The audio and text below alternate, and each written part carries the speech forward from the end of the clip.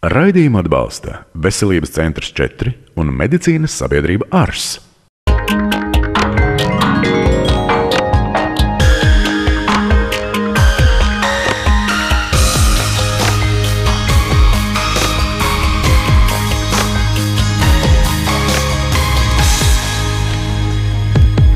Beidzot esam sagaidījuši saules starus un gribam arvien ilgāk uzskavēties tajos, taču rezultātā citreiz pat vairojās dzimumzīmes. Kādu risku nes dzimumzīmes? Vai ādas vēzis ir aktuāla problēma Latvijā? Un kā izmantot eiromelanomas dienas priekšrocības? Atklāsim kopā ar šīs dienas ekspertu. Dr. Raimonds Karls, Veselības centra 4, dermatoloģijas un ķirurģijas klīnikas dermatologs, Rīgas Stradiņu universitātes infektoloģijas un dermatoloģijas katedras asistents, Eiromelanoma Latvija rīcības grupas vadītājs, biedrības dermatologi pret ādas vēzi dibinātājs un valdes priekšsēdētājs, kā arī grāmatas ādas veidojuma ābece autors. Kādām dzimumzīmēm jāpievērš īpaša uzmanība? Tām, kas jau ir vienkārši kā ierasts ādā, tumšāks brūns plankumiņš maziņš, vai tikai tām, kas jau ir tādu kalnu veidu izbīdījušās uz āru? Īstenībā būtu jāpievērš gan vienām, gan otrām, ja? Jo situācija ir tāda, ka gan tas plakanais var būt dažkārt ne īpaši labdabīgs vai arī, teiksim, ļaundabīgs, gan arī tas, kas ir pacelts uz augšu. Bet visvienkāršākais laikam būtu katram cilvēkam pievērst uzmanību tam, vai kaut kas mainās vai nemainās. Ja kaut kas ir mainīgs uz mūsu ādas, tad tam arī būtu jāpievērš uzmanīgi. Un uzmanību būtu jāpievērš vairāk pieaugušajiem, vai arī, ja bērnam sāk vairoties šīs dzimumzīmes? Uzmanība vairāk būtu jāpievērš, protams, pieaugušam. Bērnam arī var būt to, ka parādās jaunveidojumi uz ādas. Viņš dzīvo, viņš attīstās, un tas tā var būt.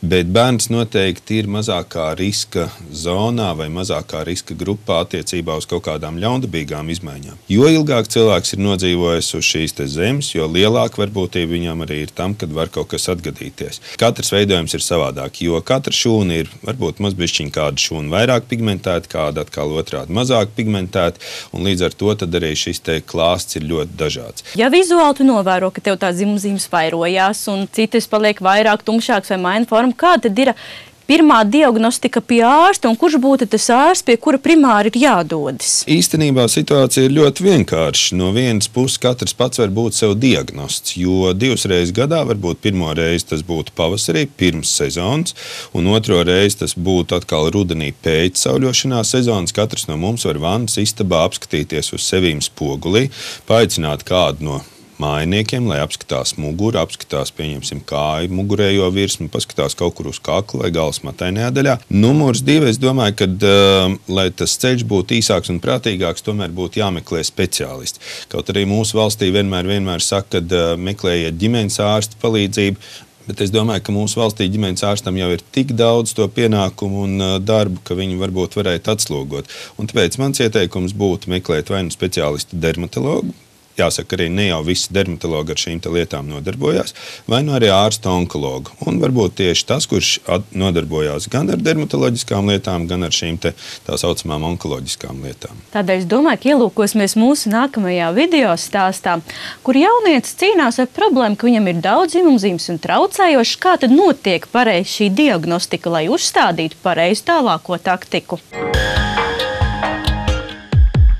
Man jau no 18 gadiem bijušas daudz dzimumzīmes, un īpaši problēma radīja 2, kas bija uz muguru, kur viņas ķērās visur un tāpēc izdomāju atnākšu pārbaudīties pie ārsta. Ņemot vērā jūsu teikto, tad būs mums jāapskatās, kur kas slēpjas, jo ar to parasti mums arī viss diagnostika sākās. Pēc tam atkarībā no tā, kas būs redzams uz jūsu ādas, tad izvēlēsimies vienu vai otru diagnostikas metodi, ar kur mēs varēsim ļoti precīzi noteikt gan veidojumu dabu, gan arī to, ko ar viņu tālāk darīt. Ļoti svarīgi būtu man arī uzzināt, vai jūsu sūdzības, tātad šie veidojumi, ar kuriem jūs esat atnācis, vai viņi jau jums ir sen uz ādas vai parādījušies nesen. Viņi jau man ir no bērnības, un man traucē vairāk tās, kas ir uz muguras. Viņas ķerās ikdienā. Viņas ķerās ikdienā. Un vai viņas ir kaut kā mainījušās, vai viņas nav mainījušās? Nu, nav mainījušās. Ir viena bijusi aizķerta, un tad viņa tika vairāk pagājusi uz sāni. Pirmais, ar ko parasti arī mēs visus pacientus sākam skrīnēt, tātad, lai izvēlēties, kurš mums būtu tas lielākās intereses objekts, būs dermatoskopija, kas ir absolūti nesāpīga, jums arī nekaitīga metode, bet kur ir arī ārkārtīgi informatīva. Sākumā tiek vienkārši veikta izmeklēšana ar neapbruņotu aci. Tas prasa burtiski dažas sekundes. Tiek apskatīts pēc iespējas visas ķermeņa vietas, tā skaitā tādas, kuras pašam pacientam ir grūti sasniedzamas, pieņemsim, aiz austiņām, kakls, pakauša daļa, galsmatainā daļa. Un tālāk uzreiz ar acis tiek iezīmēts, kurām veidojumam varbūt būtu jāpievērš vairāk uzmanību, un tālāk tad izmantojam ļoti nelielu iekārtu, kur sauc par dermatoskopu, un tā tad šādā veidā pat nepieskaroties ādas virsmai var iegūt attēlu to, ko mēs neredzam ar neapbruņotu aci. Tas būtu gan speciāls palielinājums, gan arī krāsas un struktūras. Ņemot vērā to, ka uz jūsu ādas ir ļoti daudz veidojumu, mans ieteikums būtu arī veikt tā saucamo kartēšanu.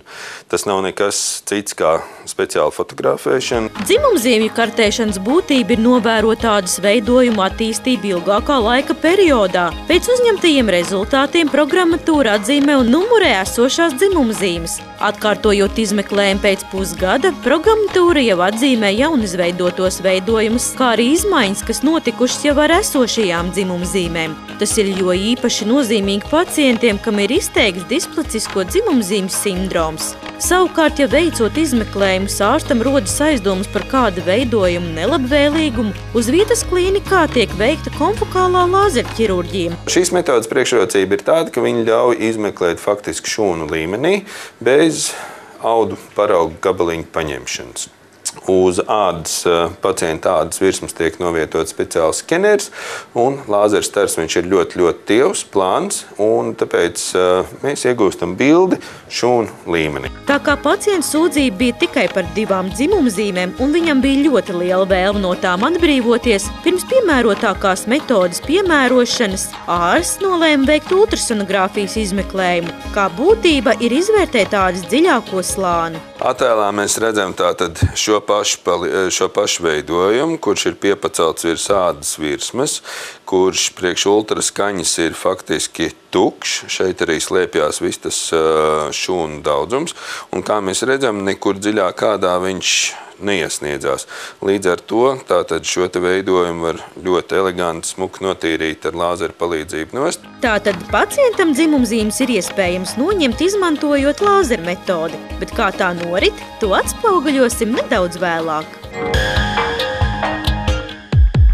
Dakter rūpējas par pacientu un cilvēku un Latvijas iedzīvotāju veselību. Jūs esat kā galvenā persona Latvijā, kas ir iestājusies par to, lai arī Latvijā tiktu atzīmēta eiromelanomas diena. Un tā noritēs jau šī gada 13.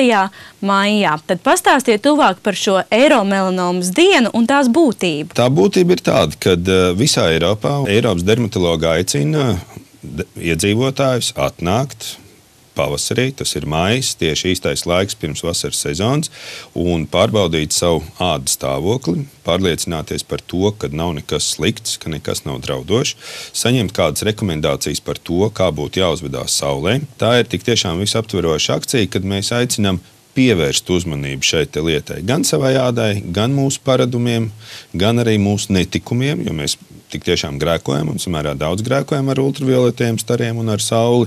Un tā ir iespēja tik tiešām agrīni diagnosticēt tās varbūt bieži vien ļaundabīgās lietas, kuras var būt cilvēkam arī fatāls, diemžēl. Tātad šajā 1.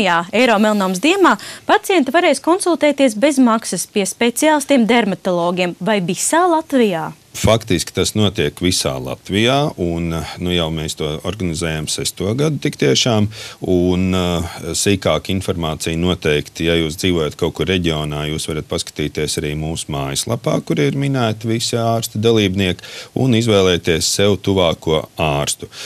Dermatologi, lielākā daļa dermatologi piedalās šajā te akcijā un ļoti laipni piedāvā savu laiku, kad var cilvēks atnākt un pārliecināties par to, ka viņām nekas nedraud vai arī varbūt arī saulēcīgi saņemt kādu brīdinājumu par to, kad ir jāpievērš uzmanība. Bet es gribētu noteikti uzsvērt to, ka nevajag to pārvērst tikai tā, ka mēs aizējam pie ārsta tikai tajā dienā. Ja jūs netiekat šajā te eiromelanomas dienas ietveros, arī gan pie mums klīnikā, gan arī citās klīnikās vienmēr var saņemt konsultāciju. Vienmēr arī pastāv iespēja saņemt nosūtījumu no ģimenes ārsta un konsultēties valsts noteiktajā kārtībā, kas nemaz nav arī tik dārgi. Šai īpašajai dienai nosaukums Eiromelanomas diena. Izvēlēts vārds melanoma, jo tas ir draudīgākais ādas veida onkoloģijas slimība. Jā, melanoma ir no visiem ādas audzējiem visagresīvākais. Diemžēl viņš arī ir tas, kur varbūt cilvēks bieži vien nepamana. Viņš var būt ļoti, ļoti maziņš, bet ļoti, ļoti agresīvs un, diemžēl, arī fatāls. Bet mūsu uzdevums nav jau tikai meklēt šīs te melanomas, jo melanoma ir ļaundabīgākais, bet ir arī biežāk sastopami audzēji. Tās ir citas ādas audzēju formas, kuras nemaz nav brūnas, kuras nemaz nav melnas, kuras nemaz nav zilas, kuras bieži vien izskatās normālā ādas krāsā. Tātad ierosinātājs tam ir saule vai solārijas vai vairāki faktori kopumā? Redziet, ir lietas, ar kurām mēs varam cīnīties, un ir lietas, ar kurām mēs nevaram cīnīties. Mēs ar jums nevaram nomainīt savu ādas fototipu. Ja mēs ar jums esam gaišais ādas fototips, mēs viņu nevaram izmainīt. Un ja cilvēks ir gaišādains, viņš tāds arī būs. Un ja cilvēks ir gaišādains, tad viņš noteikti ir vairāk predisponēts, tātad vairāk pakļauts ādas vēža riska attīstībai. Bet ir lietas, kuras mēs varam ietekmēt. Un tas ir tik tiešām šis te ultravioletais starojums, kurš visā pasaulē ir zinātniski pierādīts, ka viņš ir tas, kurš tik tiešām ievērojami paaugstina mūsu risku. Un tāpēc, ja mēs samazinām šo te risku, līdz ar to mēs varam arī teikt, ka mēs būsim veselīgāki, mēs būsim laimīgāki. Tā kā mēs runājam jau par šīm smagajām formām, kas ir onkoloģija, jeb vēzis, dosimies uz sarunu pie Latvijas onkologa Dr. Drjāba uz sarunu. Cik nopietna ir ārstniecība, lai uzveiktu ādas vēzi, un vai vispār to ir iespējams uzveikt? Skatāmies! Jāatzīst ir fakts, ka ādas vēža gadījumu skaits Latvijā par aizvadīto gadu ir baiss. Uz doto mirkli tas ieņem pirmo vietu onkoloģisko slimību grupā, apsteidzot pat krūtsvēzi. Saslimstība ar melanomu ir augusi par 10%, bet nemelanomas audzējiem par 25%. Precīzas onkoloģijas diagnozes uzstādīšana ir atšķirīga no parastas dzimumzīmju pārbaudes. Tā tiek veikta onkoloģijas centrā. Precīza diagnoze onkoloģiskiem slimībām var apstiprināt tikai viena veida, tas ir histoloģiski. Tātad mēs ņemam vai nu analīzi, vai nu mēs izgriežam pilnībā to veidījumu, nosūtam uz pārbaudi, un tad mēs saņemam apstiprinājumu, ka tiešām tas ir onkoloģiska slimība. Un tālāk mēs satikamies vēlreiz ar pacientu un aprunājamies par ārstēšanas tālāku taktiku. Vai nu novērošana, vai nu ārstēšana ar speciāliem zālēm, vai nu pieņemsim apstarošana, vai nu vēl kādi citi papildus izmeklējumi. Uzreiz vēlamies atspēkot mītu, ka ādas vēzis nav uzveicams pilnībā. Ādas vēzi var izārstēt 100%. Protams, ar noteikumu, ja tas tiek diagnosticēts laicīgi.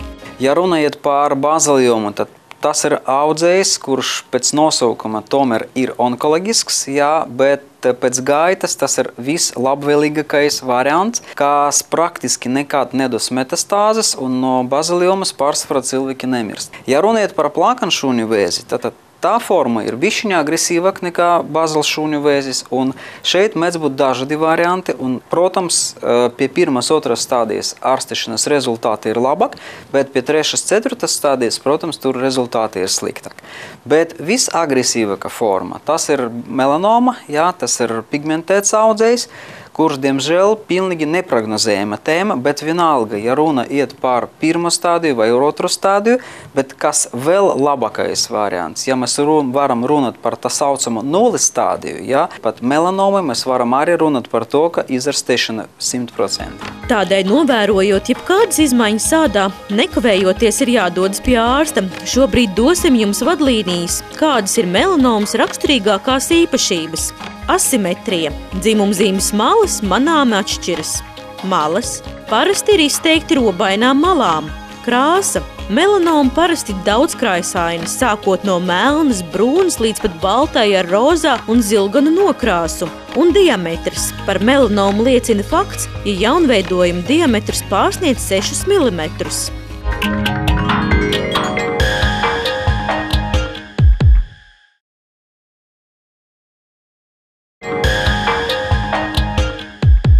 Ja diagnostiku veicot tiek secināts, ka šī dzimumzīme nav ļaundabīga un onkologa palīdzība šeit nav vajadzīga, vai ir iespēja cilvēkam palīdzēt atbrīvoties no dzimumzīmēm, ja regulāri tās tiek traumētas ikdienā, ja tās rada diskomfortu vai vienkārši nepatīk no estētiskā viedokļa? Tas ir iespējams veikt dažādu veidu atkarībā atkal no šiem te izmeklējumiem, pielāgojot pareizāko, adekvātāko un arī, piemērotāko likvidēšanas veidu. Mūsdienās ļoti plaši tiek pielietotas lāzera tehnoloģijas, bet lāzers ir labs, viņš nav, diemžēl, panacēja pret visām kaitēm, ja? Tāpēc, dažkārt arī cilvēks varbūt ir izbrīnīts un saka, kāpēc jūs man nevarat to izdarīt ar lāzeri?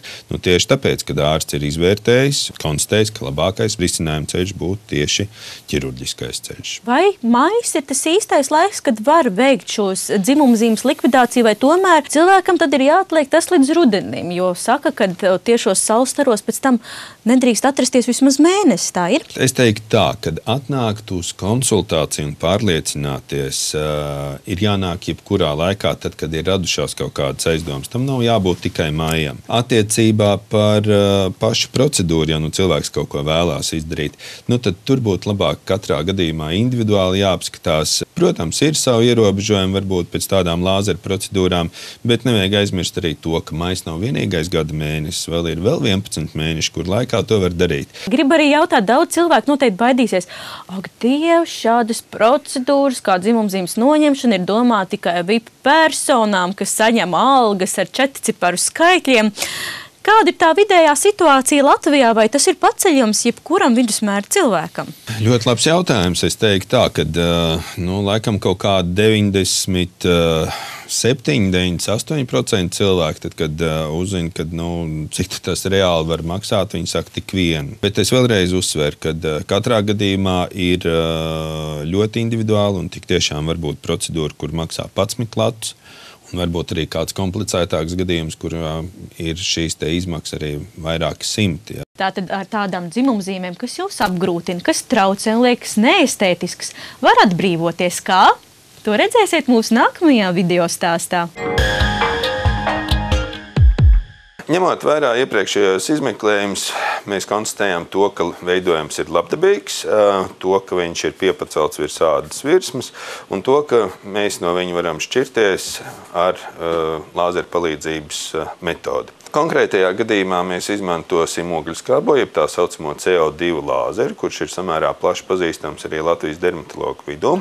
Šī CO2 lāzera metode ļauj īsā laikā likvidēt nevēlamās dzimumzīmes. Lai pacients nejustu sāpes, dzimumzīmē tiek ievadīts anestēzējošs līdzeklis, kam seko procedūras sākums. Uz veidojumu tiek pūsts augsts gaiss, lai radītais lāzera stars neradītu dedzinošu sajūtu pacientam. Un tad pārdesmit sekundžu laikā veidojums tiek noņemts ar lāzera staru. Pēc dzimumzīmes noņemšanas tā tiek nosūtīta uz laboratoriju histoloģiskai izmeklēšanai, lai pilnībā izslēgtu to, ka veidojums varētu būt nelabvēlīgs. Pēc procedūras āda tiek apstrādāta ar cicābio krēmu, kas nodrošina ādas virskārtas atjaunošanos, dziedē un nomierina.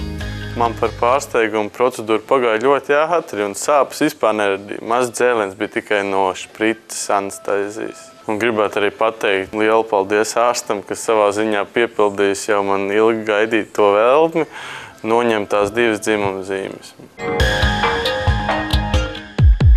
To, ka jebkurai slimībai ir gaisma tuneļa galā, pierādījām arī mēs tev šodien. Tādēļ dāvājam arī tev 3 mēnešu abonementu žurnālam 36,6, lai ikdienas smeltos labus padomus, kā saglabāt savu veselību. Paldies tev! Liels paldies! Un pašā nobeigumā, doktori, vēlos lūgt tādu īsu rezumējumu un ieteikumu mūsu skatītājiem, kā pareizi būtu jāparūpējās par savu ādas veselību un cik vērīgiem jābūt katras dzimumzīmes sekošanai līdzi. Punkts 1. Izvairieties no lieka ultravioletā starojuma. Nevajag kombinēt sauli kopā ar solāriju. Nevajag solārijā sagatavot savu ādu pirms iziešanas saulē, tas neatbilst patiesībai. Lietojiet saules aizsargu līdzekļus noteikti, un tas ir jādara pirms iziešanas saulē, nevis tad, kad jūs jau kaut kādu laiku esat atradušies saulē. Un vēl viena lietiņa. Izvairieties no saules apdegumiem. Tas būtu vissvarīgākais, jo tieši saules apdegums ir tas, kas kaitē mūsu ādai visvairāk. Katra cilvēka āda atšķirīgi reaģē uz saules staru iedarbību. Katram no mums ir individuāli atšķirīgs fototips. Ādai ir dabiska aizsardzības spēja pret saules staru iedarbību. Dabiskais aizsargfiltrs. Šī dabiskā aizsardzības spēja ir atkarīga no ādas fototipa, kas nosaka spēju iegūt iedegumu un novērst ultravioleto staru izraisītu bojājumu rašanos. Tādēļ, lai pasargātu ādu, ir jālieto saules aizsargkrēmi. Saules aizsarga līdzekļi būtu jālieto vairāk iemeslu dēļ. Punkts 1. Tādēļ, ka viņi tik tiešām pasargā mūsu ādu tieši no ultravioletiem stariem, gan no ultravioletiem A, gan arī no ultravioletiem B stariem, kas mūsu laikos ir ļoti aktuāli. Ultravioletie B stari ir tieši tie, kas izraisa saules apdegumu, un arī šiem stariem piemīt tā īpašība, ka viņi izraisa arī ādas onkoloģiskās saslimšanas. Un ir arī zinātniski pierādīts, ka atsevišķi ādas vēža un pirmsvēža formu profilaksē ir efektīvi tieši šie saules aizsarga līdzekļi. Viņus lietojot, cilvēks ir pasargāts. Saules aizsargkrēma aizsargspēja ir norādīta uz stūbiņas aiz burtiem SPF – Sun Protection Factor, jeb saules aizsarga faktors. SPF indeks galvenokārt norāda, kāda ir aizsardzība pret saules apdegumu. Virsmas aizsardzība nevar mazināt ilgstošu risku, ko rada ultravioletais starojums, un tādēļ ir nepieciešama papildu aizsardzība šūnu līmenī.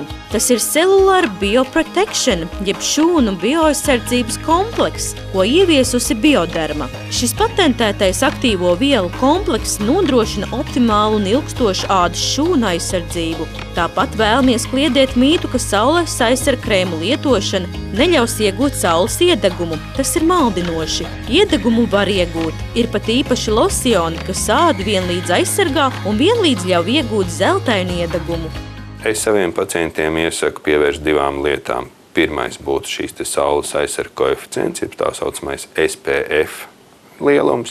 Bērniem parasti izvēlās kaut kur no 25 līdz 30, pieaugušie var ņemt varbūt mazbišķiņu zemāk, bet īstenībā, ja nu mēs tik tiešām gribam būt draudzībā ar sauli un nekaitēt sev, tad ir jāizvēlās visu to, kas ir virs 30 šiem te vienībām.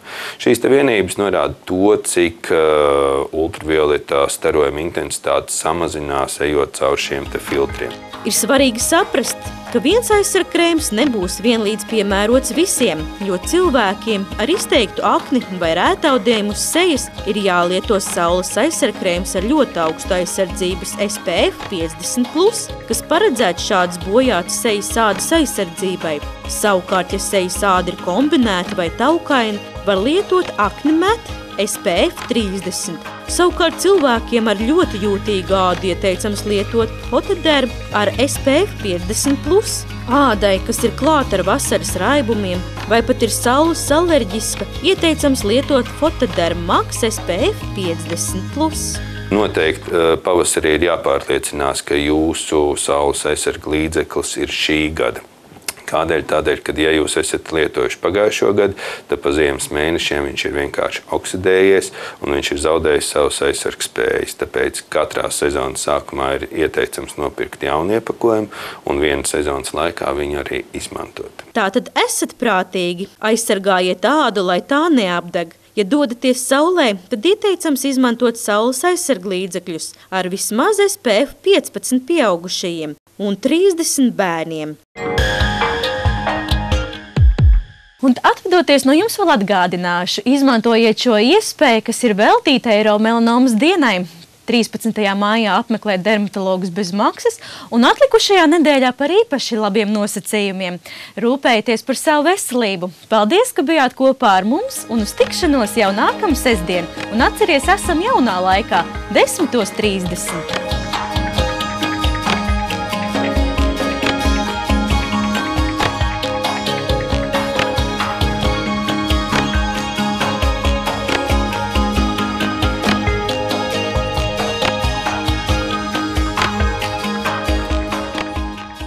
Raidījumu atbalsta Veselības centrs 4 un medicīnas sabiedrība ARS.